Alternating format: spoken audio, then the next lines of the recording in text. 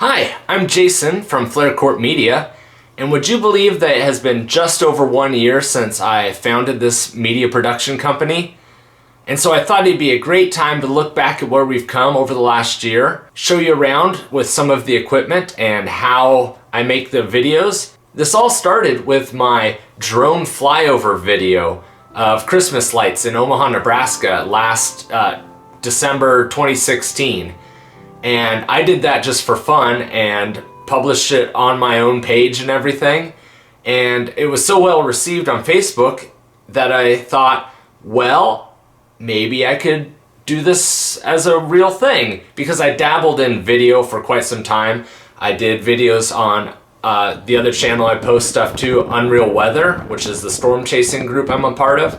And my whole life I'd kind of dinked around with videos. And so after the quality and the success of the drone flyby video, I thought, you know what? I'm going to give this a try. Just do it in my spare time and just enjoy it. So I decided to form Flare Court Media. So I'm going to start by showing you the equipment that I use to make these videos. So you have to forgive the lower quality right now because all of my cameras are in use, so I'm using my iPad. But this guy right here, we'll start with him. He is my workhorse. It's the Sony FDR AX53. It's a 4K camera with 20 times optical zoom and optical image stabilization. And this is what I use primarily for all the straight on stuff and as much as I can, because the image quality on this is great. It's been well worth the money. Over here is my secondary camera. It's the Nikon A900. It's another 4K camera, and this will usually be the secondary camera off to the side pointing at something else. It has quite the 35 times optical zoom. I use this in Seattle quite a bit, and it's just a great little, it's a point and shoot, but it's a great little camera for just carrying around and not having to worry about lugging this thing around. Back here is the Nikon W300. This is a rugged waterproof camera, and I'd hope to get a lot more use out of this, but it unfortunately can only record for 8 minutes at a time due to software, and so I haven't been able to use this as much as I wanted. I took up kayaking last summer and thought I'd get a lot more use out of it, which I did for that, but in practical terms of just having a recording go and doing multiple takes, it's not that great with that limitation, but we'll keep trying to find new ways to put it to use. Here is just the GoPro 4 Black. It's a little older, but I got this sucker when I got my drone, which I'll talk about in a moment, and it does a fair job. It shoots 4K in 30 frames per second, and I will mount this like above the cooking area when we're doing those type of things and shoot down. Here is my Canon 70D. And this is not a 4K camera, but the image quality on it is great, especially for YouTube. It's hard to distinguish the differences if you upscale this in software because YouTube compresses things so much. And so I'll use this as another secondary camera. And it's great because it was the first camera to have the dual pixel image stabilization built into it. And so it was made for videos, and it does a really good job, and I can change the lenses out and get some different looks. Next is just my phone. I was using a Google Pixel, and the image quality on that was really good, and I recently upgraded to the Google Pixel 2, which has optical image stabilization in it. And as you may have seen in the Seattle video, we're riding a bicycle, and I'm holding this, and it's not shaking. This is a wonderful camera. The picture looks great, the colors look great, and it doesn't shake that much at all. So for being a phone, this is actually a very valuable tool. Here is my drone that's getting a little long in the tooth, and it's the Solo made by 3DR, and unfortunately for all intents and purposes 3DR is out of the consumer business, and so there basically are no spare parts for this anymore. When I saw it went out of business, I bought as many spare parts as I could, and so when all those parts finally die, it'll be time to retire this. But it's been a good drone. It uses GPS to fly. It did have a bug where the GPS would disconnect randomly and cause me to crash and do most of the propeller damage and stuff that happened to it. So I found a way to fix that. So we're just going to keep using that until it dies, and yeah, the GoPro, when you take out the case, goes in there to record it. That brings me over to the audio setup. This is my H5 Zoom. It's a really nice digital recorder. You can plug microphones in there. This is an XY microphone, and you can actually take that off. And then I got a shotgun microphone, and so you can record out there, but this one has the added feature of being able to record left and right. And so what's great about that is you can record from the tip as well as the sides and go in post-production and add in ambient background noise while this is pointing at the speaker, and it gives you a lot more flexibility. And I actually use this one a lot more than this because I'll put the camera a little further away and point this at me while I'm cooking. And of course that has, you know, the fuzzies and the windsock. And lastly, we have my Blue Yeti microphone. It's a USB microphone, and I will use this for voiceovers when I'm narrating. Just plugs in with USB. Quality on this is really great, and I can't complain about that either. So now let's take a look at the website of things. This here is the YouTube creators page, and when you upload videos to YouTube, this is what you deal with. And here we can see all the videos we've uploaded over the last year. It's been quite a few. And it was actually started in December 14th, so sometime in there is when I actually decided to make the FlareCorp Media thing. And not too much longer after, we did our best videos so far at almost 17,000, and I set out with this just because I was curious which setting to use, and I could find nothing online about which was better. Apparently quite a few people were curious about it as well. And about 2 months later is when Pierre came into being. We'll stop here and talk about Pierre for a second. I was thinking my channel was going to be unboxings and reviews, and so I had a coupon for a free Blue Apron box of food. And so I thought, well, how can I help sell this and get people interested? It's just an unboxing of food. Well, let's go and get a white hat and an apron and do the unboxing. And then I got thinking, well, let's give him a French accent to really sell this. But he needs a name. And so he was almost named Jacques. But that just made me think of Jacques Cousteau, and I wanted Pierre to be a very happy, wine-loving person, and Jacques seems more, let's go out on the sea and kill something with our fish. He would talk, very serious. And so I was trying to think of a name, and Pierre just kind of came out as just a good name, and he had the happy, bubbly personality that I wanted. And so it was just supposed to be a one and done, unbox the thing and continue on making whatever else videos I wanted. And in the video, I promised I would actually cook something, so that meant I had to at least do one cooking video. And it turned out to be so much harder than I thought. It's hard to record food, cooking, and time everything right, and control the cameras and not have batteries die, and it turned out to be so difficult, which is why we went such a long stretch of time before I did another cooking video. I loved Pierre at that point. He'd really been a part of me that just came to life, the fun, energetic part of me that I don't always show. And so I did more of the reviews type thing with him. And just recently we've started doing some more cooking stuff. So we're going to keep doing the cooking stuff, but we definitely have some more reviews coming. And Pierre's not going anywhere because I love him and other people seem to love him as well. We'll take just a brief look at Facebook here. It's just a little over a month ago that I did my last update and told you that we did the 4 Seattle vlog videos in 4 days, which was a extremely strenuous process. I wanted to end the year strong, and I thought what better way than to start by throwing out 4 videos in 4 days and doing a whole month of videos. And so with the 4-day thing, now that I've incorporated a website into the business, that is yet one more thing that I have to produce. I can't just produce the videos. Now I have to produce a blog post and some pictures, and each of those has a thumbnail or a web page header or something like that.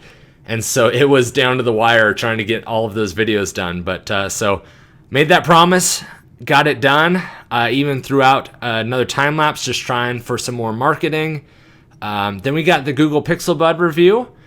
That went over pretty well. And then another Pierre video. I didn't set out to do this one either, but I was looking for a way to market on Facebook because I don't get paid from Facebook. I don't get paid very much at all, just to be honest. Over this whole year, I've made $25. So this is not a money-making venture for me. I do it for fun. And on Facebook, I get zero money. But if I get followers, then they will in turn see my videos. And so people are more apt to watch your video on Facebook if it's uploaded to Facebook because it autoplays in their news feed. If it's a YouTube video and they have to click on it, then they're not going to see it. It's not going to catch their eye right away. And so I was trying to think of a way to show Pierre cooking right away. And so this video, you might have noticed there's no outtakes at the end or anything. It's specifically made as quick as possible for Facebook to get some followers. Then I had the chance to actually see a demolition and thought, okay, all of these people here have cameras. How can I make mine better? So I recorded it at 240 frames per second slow-mo. And people seem to like that pretty well. And then we'll scroll up here and I re-released the Christmas drone video. I edited it just a little bit because I really wanted to do another Christmas lights video, but I just didn't have time. There was just so much with the other videos I'd done. So I tweaked this a little bit and re-released it on Facebook. And lastly, of course, which I really wanted to get it up before Christmas because it's a Christmas special. But with all of my events, family, actual Christmas things, I just could not get done because it was such a big video. So it came out December 30th and came out before January 1st, so I'm still calling it the Christmas week. And I'm really proud of how that video turned out, and I hope you guys like it too. And that leads us off to the website. So I realized I needed to update it so that I had a place to expound upon the videos with more descriptions, links, photography, because with all of the videos I take, I also take lots of pictures. And while I will sometimes do a slideshow in the video, sometimes it's nice to just be able to look at the pictures there. So I came out with FlaireCourtMedia.com on Squarespace in July of 2017 and started writing up blog posts for what I was doing, and all of that just adds to the time. And so these videos are getting more and more complex, but like I said, I love doing it. I'm happy that you guys like watching it. This is all for you guys. I enjoy entertaining, so yeah. So the way I release the videos is I edit them, I upload them to YouTube, and then I usually put a scheduled time on it. And because YouTube takes about an hour to convert it into 4K. It starts with the lowest resolution available, and then over the course of the hour, you get 720p, 1080p, 4K, and I want you guys to be able to see it in the best quality available, so I wait for the 4K to get done. So while that's uploading, then I will come and make the YouTube thumbnail, which is what you see when you look at a video and it's not moving. That's the thumbnail. That has to be made. And then once that's done, I upload that along with it. On some of them, I'll even go through and write out the closed captions. Those can be automatically done, but they're not always the best, and especially with Pierre, it's hard to understand him. So if it's something I really want you guys to be able to understand, or if I have time, I'd love to do it on all the videos, I just don't have time. I'll sit there and type out every single word that is said over the whole video, and that gets uploaded as well. And then you come into the website and build the blog post for that. And in the terms of like the Google Pixel Buds, I'll write out more about it, throw up some more images explaining what's going on in there. And so that's just become yet a whole nother bunch of information to put together.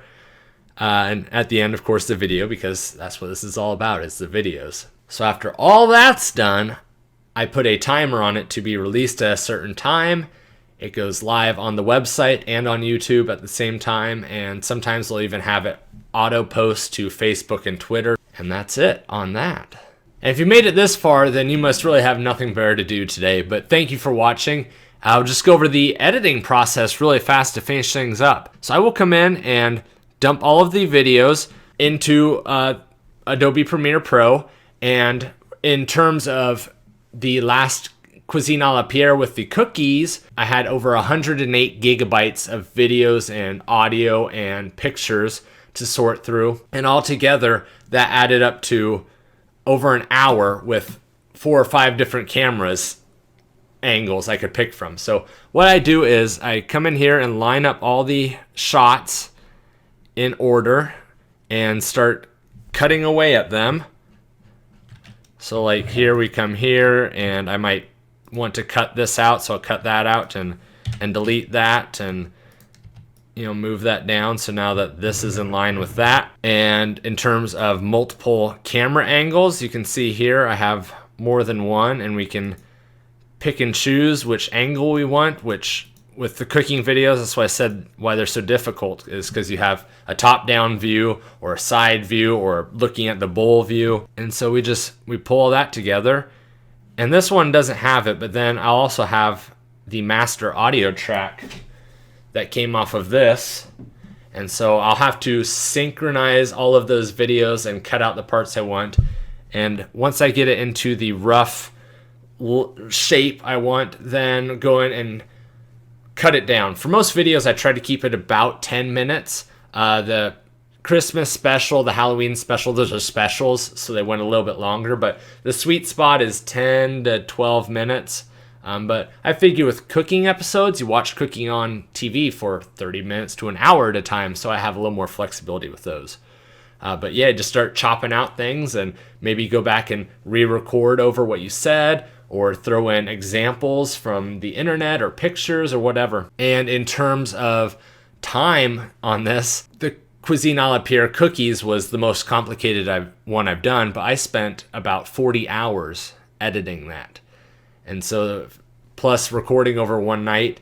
So that kind of puts into the perspective of it's a lot of effort, and I really want it to look great for you guys because I want to put out my best work and I want you guys to enjoy it.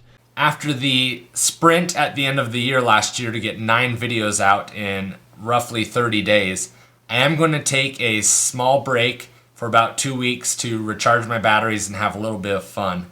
But come the end of January, we'll be right back to it and get more of those videos out that you guys love. So that's about it. That's how we do things here.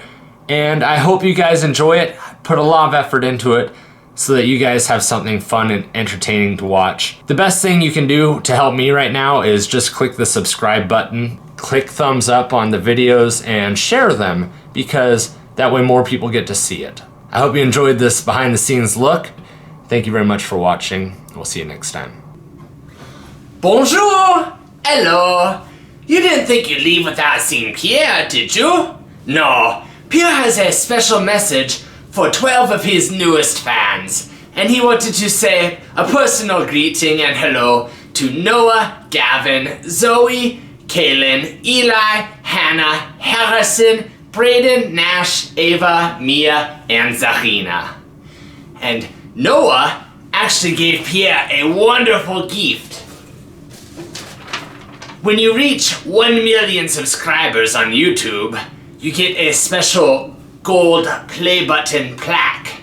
Now Pierre is not anywhere close to that yet, but Noah made a wonderful gold play button just for Pierre. It says, YouTube rules, 1 million subscribers, Chef Pierre. And Pierre thinks this is just as good as a gold play button because it means his fans really enjoy what he is doing. So, Pierre is going to hang it on the wall right here, where he can see it. And now Pierre needs to get back in the kitchen for the next episode. But hello to all of Pierre's new fans, and hello to everyone else. Thank you for watching, and we'll see you next time. Mwah!